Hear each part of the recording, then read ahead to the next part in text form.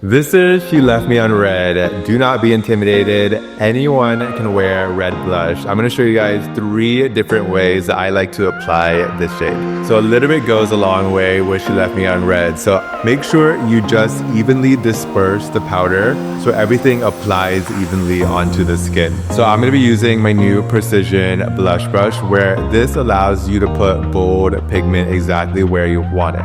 I'm just going to apply this right onto the apples of the cheeks. I love putting blush like right from the cheekbone all the way into the under eye. So there are a few ways to apply my cream blush. The way that I'm doing it here is applying cream over powder.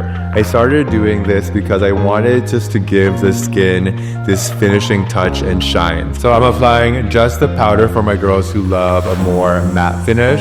Again, I'm just going in pressing motions using my Precision blush brush. So for a more easy, everyday wearable red, I'm just going to be using the cream now. And I have been getting a lot of questions on, will the cream pick up my foundation? And if you go in pressing motions like this, it will not pick up your foundation. I'm just going to press this just like right onto the apples of the cheeks. So there are certain blush colors in my collection that look good on the cheek and the lips. And this is definitely one of them. So I love putting this just like right onto the center of the lips. This is going to give you a really beautiful monochromatic look, and you never have to think what lip color I'm going to wear because this pairs perfectly.